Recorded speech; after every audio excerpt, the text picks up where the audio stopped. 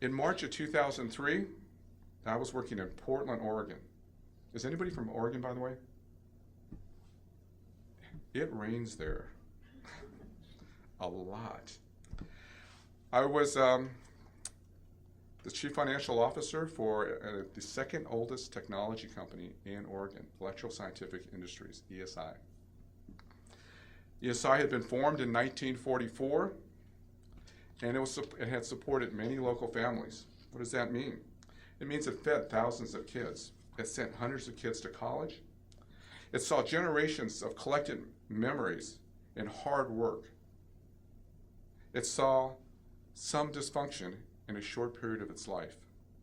And arising from this story of dysfunction, it sat back and questioned who it was.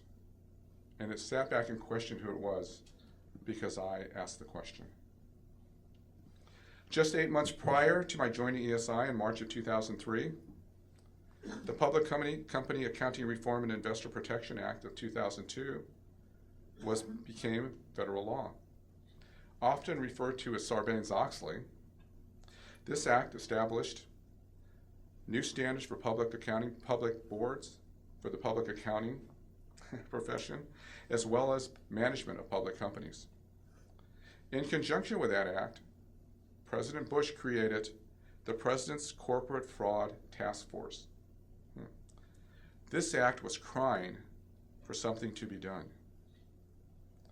Corporate criminal fraud headlines dominated the landscape. CEOs and CFOs were no longer captains of industry, but instead thugs and con men. Such names as Enron, WorldCom, Adelphia, led the corporate parade of distrust and disdain. But those behemoths were out of my world. After all, I was sitting at a desk doing some mundane task like reading journal entries. How many accounting majors do we have in here, or accountants? You notice that the partner from EY has not raised his hand.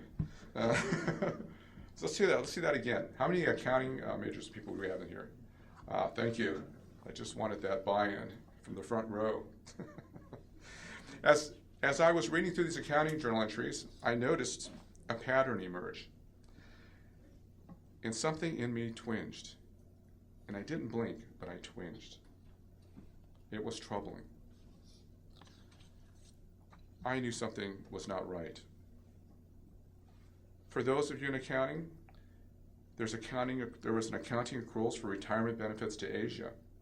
The largest amount was Japan. They were reversed. With a single stroke of a pen, nearly $1 million worth of accruals were reversed off the books. Their destruction appeared to be done without proper consideration, communication, or legal authority.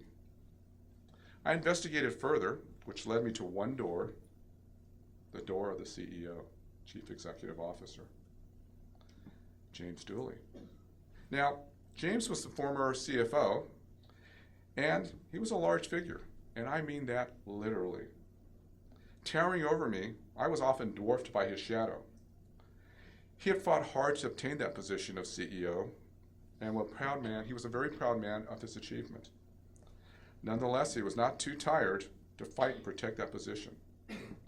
I confronted Dooley many times, and several times I received the same answer. Several times, the giant of a man turned angry, fought me, and essentially tried to silence me. Patterns. They're patterns. But I would not give up. I dug deeper. On March 11th, I knew at a minimum the company needed to delay its earnings release, and most likely would have to restate prior quarter earnings. More patterns. I continued to dig deeper.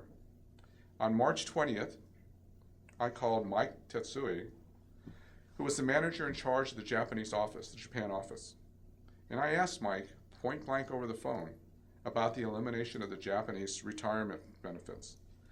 Mike's answer, traditional Japanese, was swift and precise, and I'll read his comment. His comment was, I think, rather pointed. He said, "I will resign before I will tell them the news," which he expected would be devastating. I will fall on my sword. I didn't misinterpret that, by the way.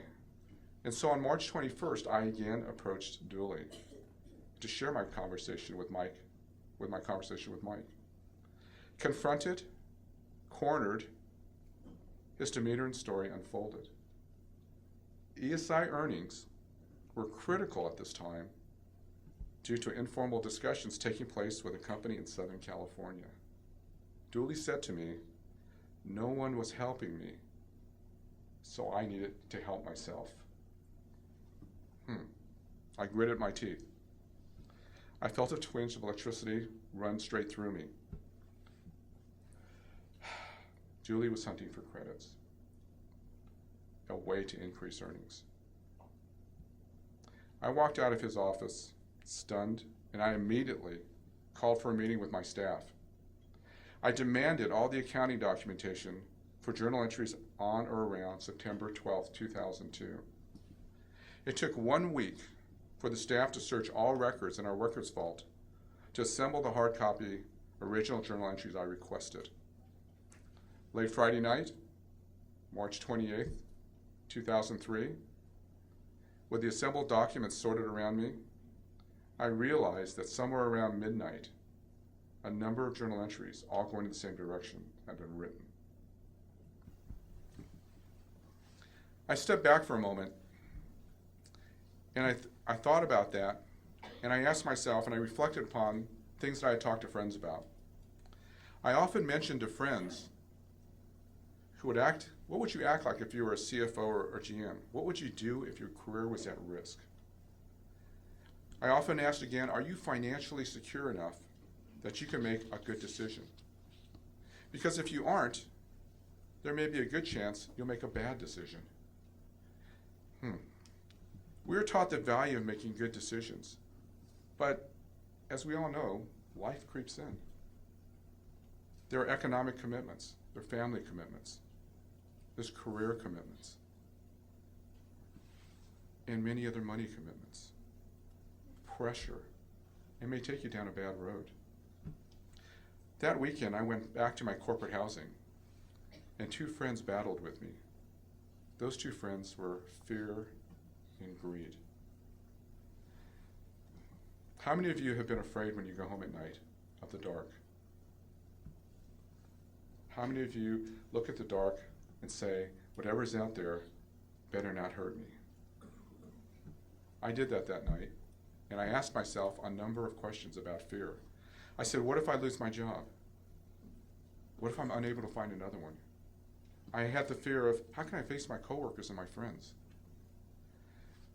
I asked, could there be retaliation from the company? And what's my personal liability, regardless of which direction I took? That was the fear that overwhelmed me that first night. And I'd be lying to you if I didn't say the greed snuck in. Because on one moment I said, well, don't rock the boat, because I have a $500,000 comp package.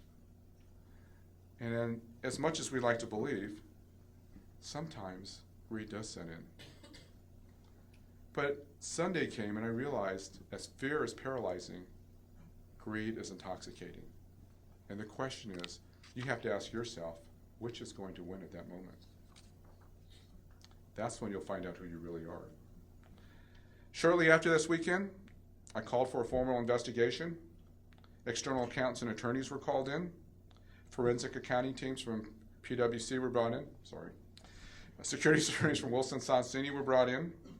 We swiftly prepared a report for the Securities and Exchange Commission, and 2 days later, I walked into the office, and I was met by an investigator from the Securities and Exchange Commission, black suit, 2 agents from the FBI, black suit, an investigator from the Postal Service, blue suit, and the Assistant District Attorney from the Oregon Department of Justice, the DOJ, no suit. We were in Oregon. There was no turning back at that point. We announced the issues to investors in a press release. I was deposed by the DOJ for a number of days. Investor class action lawsuits followed by the droves. I was living in corporate housing at the time, not very secure, by the way, and threatening phone calls started to invade my privacy. Local papers like the Oregonian got hold of the story and started running daily exposés. Don't need that page. Phone calls escalated. Dooley was placed on administrative leave and the general counsel resigned. More phone calls of a threatening nature and tone came through, and I decided to recruit my replacement and leave Oregon. Fast forward, I remember driving down Interstate 5 south. My four-wheel drive was filled with my clothes. And as I crossed the Oregon-California border, the gray clouds disappeared.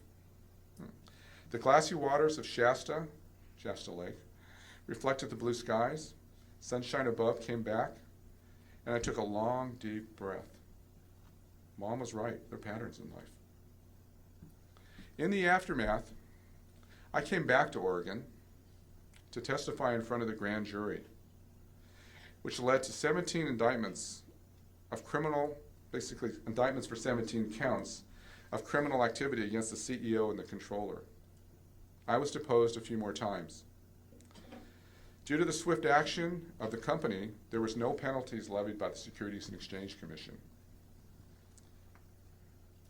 But the ESI management had to be overhauled. That one action that we took, this poor tone at the top, generated a complete sweeping change of senior management and most of middle management. The CEO and the controller later pled guilty to accounting fraud.